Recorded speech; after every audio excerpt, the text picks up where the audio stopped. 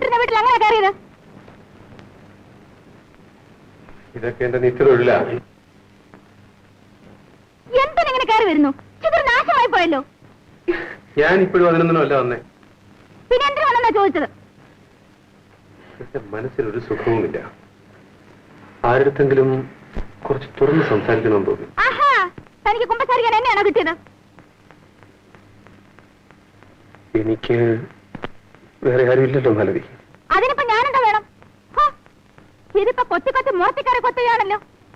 മതി മതി, എണീക്കൂ. ഇതൊന്നും ഇവിടെ പറ്റത്തില്ല. വേറെ സ്ഥലം നോക്ക്. എണീക്ക്, എണീക്കാനാ പറഞ്ഞത്. വിശേഷം മാറിയല്ലോ.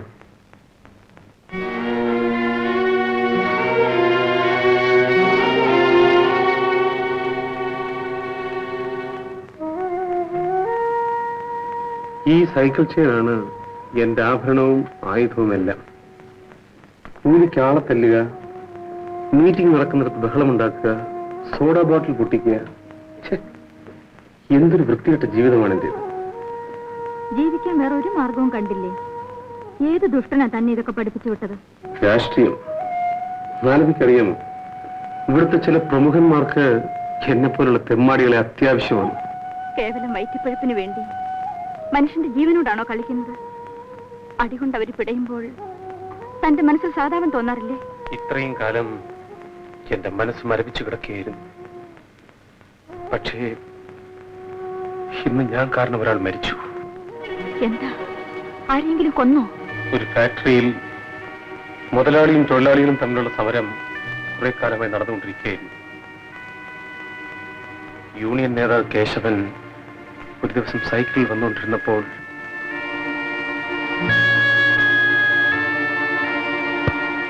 ഇപ്പോൾ സങ്കടപ്പെട്ടിട്ട് എന്താ കാര്യം? ചെയ്യുന്നത് നേരത്തെ തന്നെ തെറ്റാണെന്ന് അറിയാമായിരുന്നെങ്കിൽ എത്രയോ പേരുടെ കൈയും കാലും ജീവനും ഒക്കെ രക്ഷപ്പെടുമായിരുന്നു. ഇനിയെങ്കിലും ഇതൊക്കെ ഒന്ന് നിർത്തൂ. എന്തെങ്കിലും കഴിച്ചോ? ഇവിടെ കഴിക്കുന്നോ?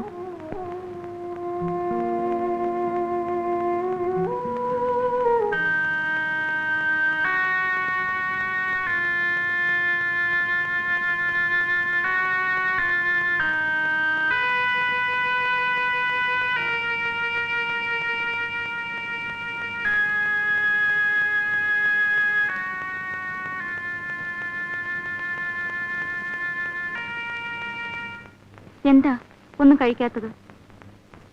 ഈ ചോറിന് വേണ്ടി നീ എന്തെല്ലാം അനുഭവിക്കേണ്ടിയിരിക്കുന്നു എന്നാലോചിച്ചു. ഇതെല്ലാം ഇപ്പോൾ ആലോചിക്കേണ്ട വല്ല കാര്യമുണ്ടോ?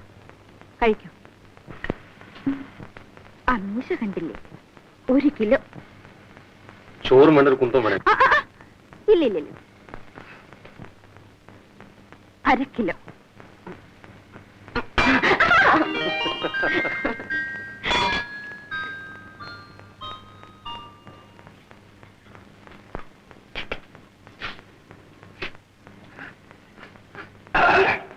എന്തൊരു വൃത്തികെട്ട ശീലം.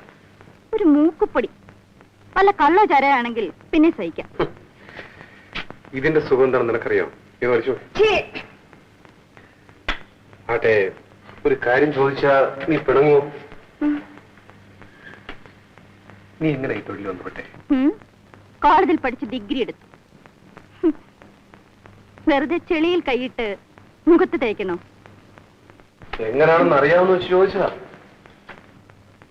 ആരോട് ചോദിച്ചാലും പറയും നമ്മുടെ ഈ സമുദായമാ. എന്റെ അച്ഛൻ മരിച്ചിട്ട് ദിവസങ്ങൾ പോലും ആയില്ല.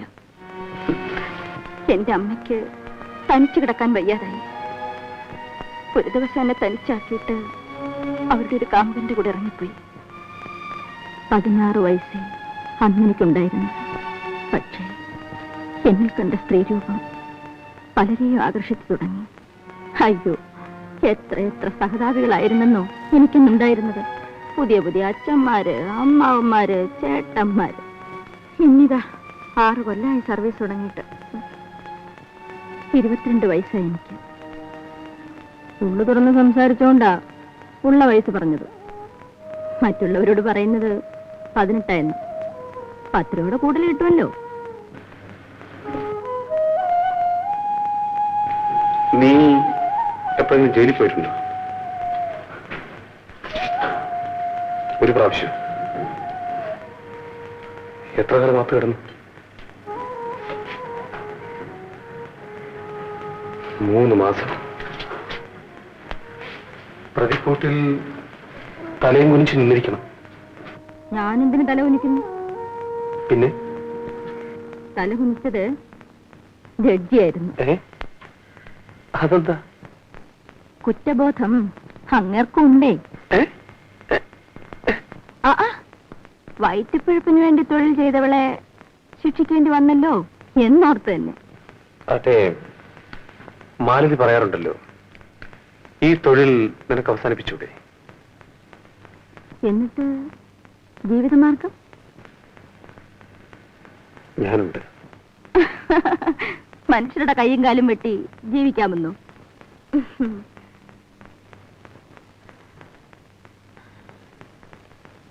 എപ്പോൾ പോലീസ് പിടിച്ചകത്താക്കുമോ ആവോ. എന്നിട്ട് ഞാനും കൂട്ടിന്.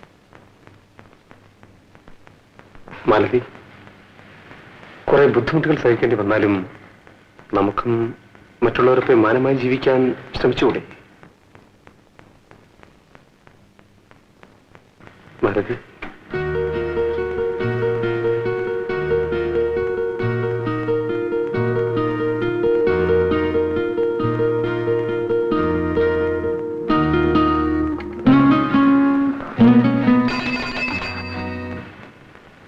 മാലതി,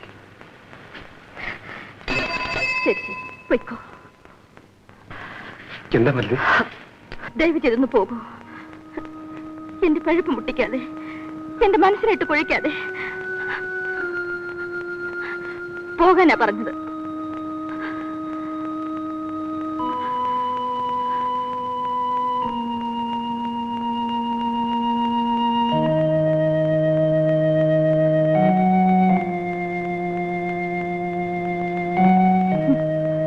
എന്റെ ഡ്യൂട്ടി സമയം. ഇപ്പോൾ വന്ന് എന്തൊക്കെയോ തത്വങ്ങൾ സംസാരിക്കുന്നു. मालू, बेटा मालू, तुम कहाँ है? उधर है. बैठ जा. बारू बारू, बच्चों बारू. നിങ്ങൾ ഹോസ്പിറ്റലിലെ നഴ്സ് മാതിരിയാണ്. क्योंकि मेरा जैसा आते हो के सेवा करता है. എന്താണ് സേട്ട്, പണ്ടൊക്കെ മാസത്തിൽ ഒരിക്കലായിരുന്നു. ഇപ്പൊ കൂടെ കൂടി ഇങ്ങോട്ട് വരുന്നുണ്ടല്ലോ. വീട്ടിൽ പഴക്കാണ്. മാത്രമല്ല നമ്മളുടെ മനസ്സ് മതി. നമ്മൾക്ക് എന്താണ് ഒരു തെറ്റു? ഈ പല്ലു നമ്മൾക്ക് ഖേട. അതല്ലാതെ നമുക്ക് എന്താണ് ഒരു തെറ്റു? എന്നിട്ടും നമ്മളുടെ ബീവി വേറെ ആൾ കൂടെ ദോസ്തി കാണിക്കും. നമ്മളുടെ കയ്യിലെ പൈസ കൊണ്ട് ബീവി കൂടെ കാറിലെ ആരാംസെ പോകാം. ഇപ്പോ ഒറ്റയ്ക്ക് ആട്ടോയിൽ പോകുന്നു.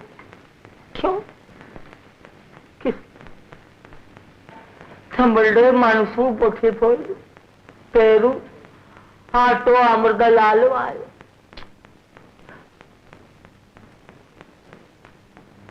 മാലു, സേട്ട്, ഞാനിപ്പോ വരാം. मालू तू जल्दी आओ ना.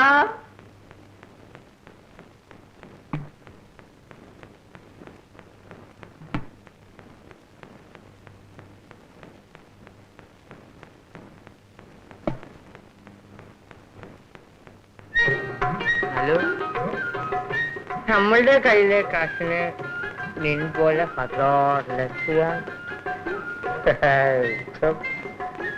ഏകപത്നിപ്പെട്ട മതിയാ. അതുപോലെ ഏകവേശ്യാവുള്ള മാലു, മാലു, നീ നമ്മളുടെ ഭാര്യയേക്കാൾ നല്ലതാണ്. ക്യോങ്കി നമ്മളുടെ മാർമേലെ കിടന്നു നീ നമ്മളെ ഓർക്കും. ലേക്കിൻ നമ്മളുടെ ഭാര്യ നമ്മളുടെ മാർമേലെ കിടന്നു വേറെ ആളെ ഓർക്കും.